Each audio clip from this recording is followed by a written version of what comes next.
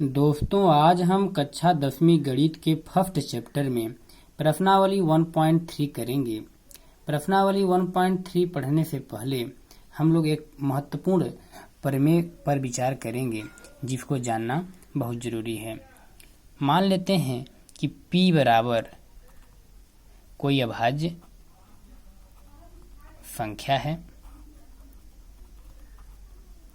P बराबर अभाज्य संख्या तथा A बराबर धनात्मक पूर्णांक है। अगर अभाज्य संख्या धनात्मक पूर्णांक के वर्ग को विभाजित करेगी तो अभाज्य संख्या धनात्मक पूर्णांक को भी विभाजित करेगी। अर्थात कहने का मतलब, अगर अभाज्य संख्या P धनात्मक पूर्णांक एक स्क्वायर के वर्ग को विभाजित करेगी तो यह P भी A को भी विभाजित करेगी। इस प्रमेय का प्रयोग हम लोग इस प्रश्नावली में 1.3 में आने वाले प्रश्नों को हल करते समय प्रयोग करेंगे। प्रश्नावली 1.3 का प्रश्न क्रमांक 1 है। प्रश्न क्रमांक 1 कि सिद्ध कीजिए कि √5 एक अपरिमेय संख्या है। सिद्ध कीजिए कि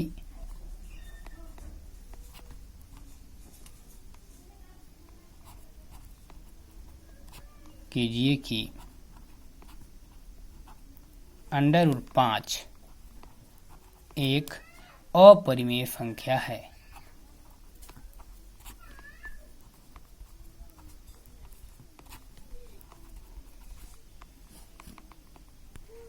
हमें √5 को एक अपरिमेय संख्या सिद्ध करने के लिए हमें विरोधोक्ति विधि का प्रयोग करेंगे, जिसे इंग्लिश में बोलते हैं बाय कंट्राडिक्शन।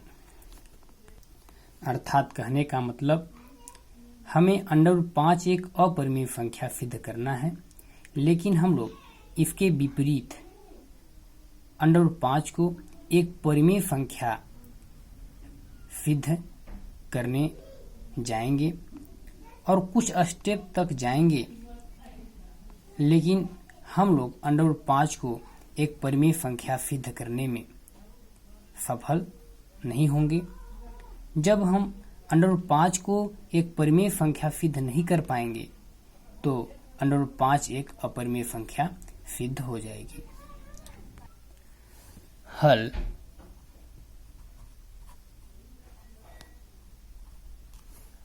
माना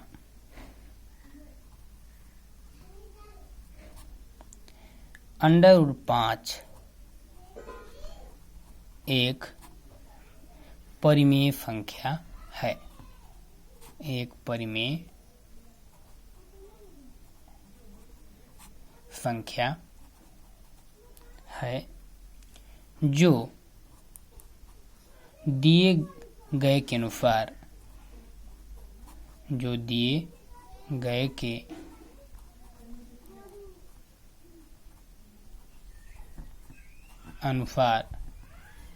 विपरीत है।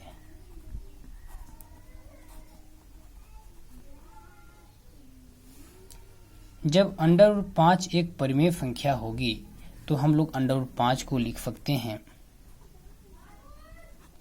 A/B के रूप में, जहां A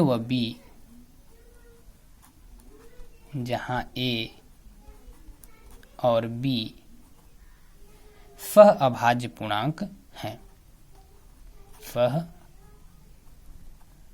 अभाज्य पूर्णांक हैं तथा B बराबर 0 नहीं है। यहाँ पर सह अभाज्य पूर्णांक का मतलब होता है कि वे संख्याएं जिनका संख्या 1 के अलावा अन्य कोई उभयनिष्ठ गुणनखंड न हो। तब हम लोग अंडर 5 बराबर a बटे b को लिखेंगे अंडर रूट 5b बराबर a। जब इसका इन दोनों तरफ इसका वर्ग करेंगे, दोनों तरफ वर्ग करने पर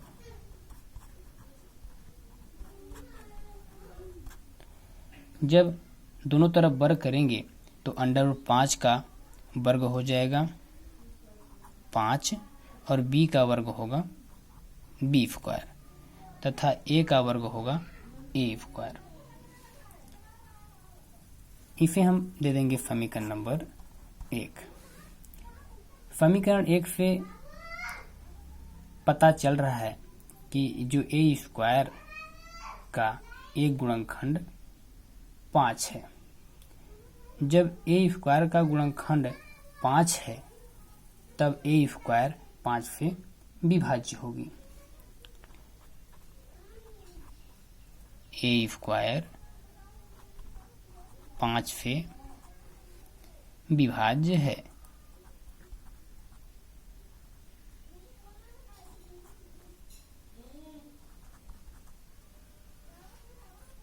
जब a स्क्वायर 5 से विभाज्य है तो इस प्रमेय के अनुसार a भी 5 से विभाज्य होगा, इसलिए a भी 5 से विभाज्य होगा।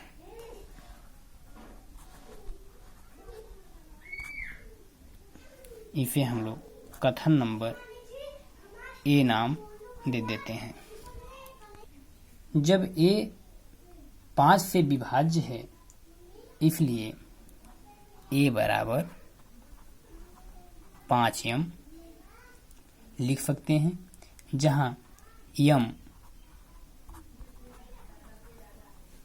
एक पूर्णांक है।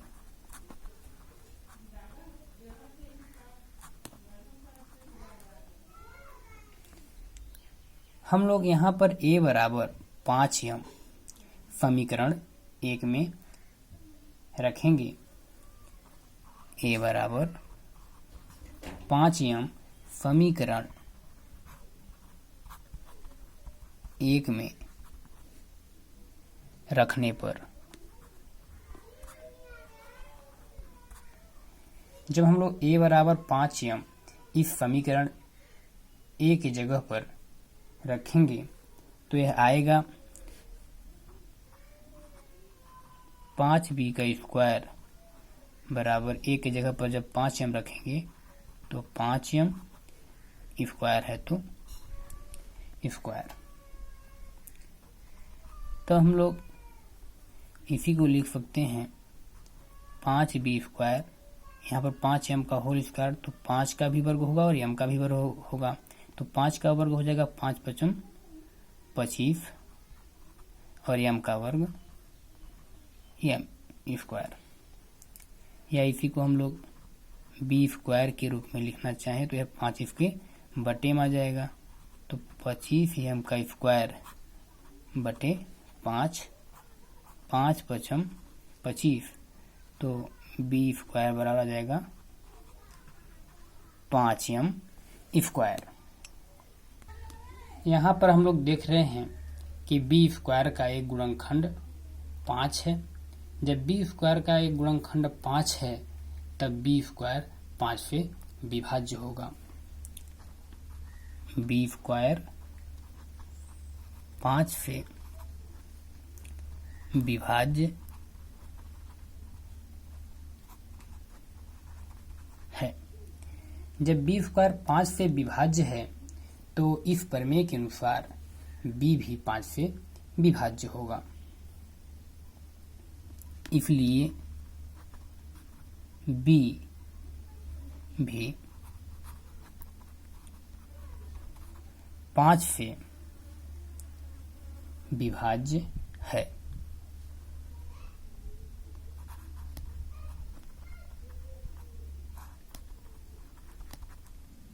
इसे हम लोग कथन बी नाम दे देते हैं। यहाँ पर हम लोग देख रहे हैं कि कथन ए और बी से ए व बी दोनों 5 से विभाज्य हैं, अर्थात ए व बी का 5 एक गुणनखंड है। जब ए और बी एक सह अभाज्य पूर्णांक हैं तो यह ओनली 1 से विभाज्य होना चाहिए, अर्थात एक इसका गुणनखंड होना चाहिए। लेकिन यहाँ पर हम लोग देख रहे हैं कि ए व बी जो है 5 से विभाज्य हो रहा है, इसलिए ए व बी का एक गुणनखंड 5 भी है। इसलिए ए व बी सह अभाज्य पूर्णांक नहीं होगा। जब ए और बी सह अभाज्य पूर्णांक नहीं होगा तब √5 एक परिमेय संख्या भी नहीं होगी। जब यह परिमेय संख्या नहीं होगी तो फिर यह एक अपरिमेय संख्या होगी। कथन ए और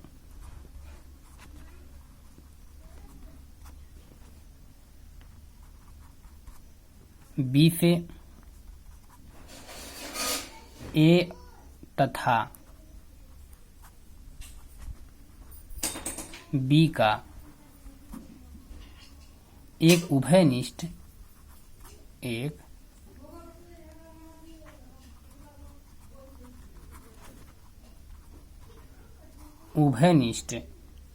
गुणनखंड 5 है। इसलिए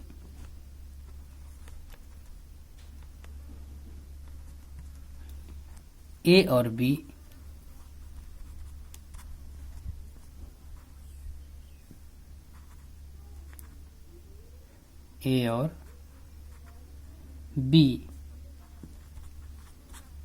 सह अभाज्य पूर्णांक नहीं है। सह अभाज्य पूर्णांक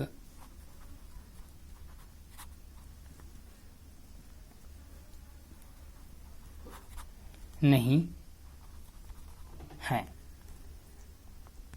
जब यह सह अभाज्य पूर्णांक नहीं होंगे तब √5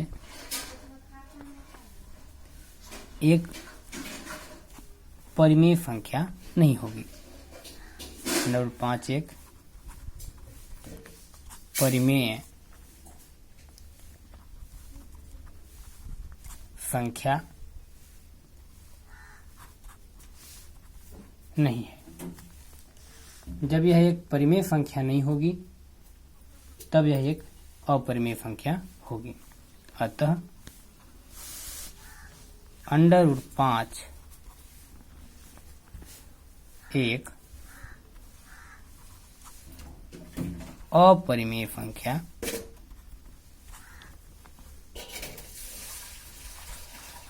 है। एक बार पुनः हम लोग को इस प्रश्न में √5 एक अपरिमेय संख्या सिद्ध करनी है। हम लोग √5 को इसके विपरीत परिमेय संख्या मान के चलते हैं कि माना √5 एक परिमेय संख्या है जो दिए गए के अनुसार विपरीत है। जब √5 एक परिमेय संख्या होगी तो यह a/b के रूप में लिखी जा सकती है, जहां a और b सह-अभाज्य पूर्णांक हैं तथा b बराबर 0 नहीं है। तब हम लोग इसे लिख सकते हैं √5b बराबर a। जब इसका दोनों तरफ वर्ग करेंगे तो यह आ जाएगा √5 का वर्ग 5 और b का वर्ग b², इसलिए 5b² बराबर a²। यहाँ पर हम देख रहे हैं कि a² का एक गुणनखंड 5 है। जब a² का एक गुणनखंड 5 है इसलिए a² जो है वह 5 से विभाज्य होगी। जब a² 5 से विभाज्य होगी तो इस प्रमेय के अनुसार a भी 5 से विभाज्य होगा। तब हम लोग इसे कथन ए नाम देते हैं और इसे समीकरण नंबर 1 देते हैं। यहाँ पर हम लोग देख रहे हैं कि जो a है वह 5 से विभाज्य है, इसलिए a बराबर हम लोग लिख सकते हैं 5m, यहाँ पर यम एक पूर्णांक है। फिर इसके बाद हम लोग a बराबर 5m का जो मान है उसे समीकरण नंबर में 1 में रखेंगे। जब 1 में रखेंगे तो आ जाएगा 5b² बराबर 5m का होल स्क्वायर।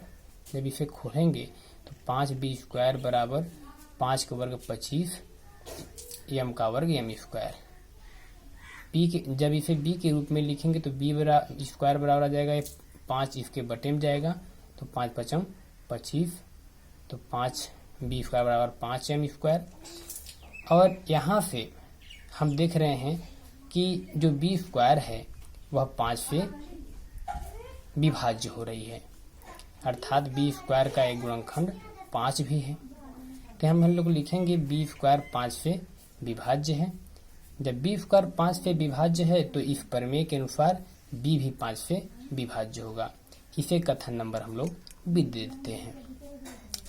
हम लोग कथन a व b से देख रहे हैं कि a तथा b का एक गुणनखंड क्या है, 5 है। जब एक गुणनखंड 5 है तो a व b जो हैं वह स्व-अभाज्य पूर्णांक नहीं होगा। जब वह स्व-अभाज्य पूर्णांक नहीं होगा तो ये जो √5 है वह एक परिमेय संख्या भी नहीं होगी। जब यह परिमेय संख्या नहीं होगी तो फिर √5 जो है एक अपरिमेय संख्या होगी। हम लोग इस प्रश्न में परिमेय संख्या सिद्ध करने चले थे √5 को, लेकिन हम लोग अपने इस संख्या को √5 को एक परिमेय संख्या सिद्ध करने में असफल रहे। जब यह एक अपरिमेय संख्या सिद्ध नहीं हो पाई तो यह सिद्ध हो जाता है कि जो √5 है वह एक अपरिमेय संख्या है। दोस्तों, अगर यह मेरा वीडियो आपको समझ आया होगा तो इसे आप लोग अवश्य लाइक करें, सब्सक्राइब करें और अपने दोस्तों के पास जरूर शेयर करें। दोस्तों, यह प्रश्न जो है परीक्षा के दृष्टिकोण से बहुत ही महत्वपूर्ण है, इसलिए आप लोग इसे ध्यान से, समझदारी से समझते हुए हल करेंगे। मैं आशा करता हूँ कि यह वीडियो आपको अवश्य समझ आई होगी। इस प्रश्न में जो √5 हम लोग अपरिमेय संख्या सिद्ध किए हैं, इसी के जैसा हम लोग √2, √3 और √7 को भी हल करेंगे। तब तक के लिए आप सभी को बहुत बहुत धन्यवाद।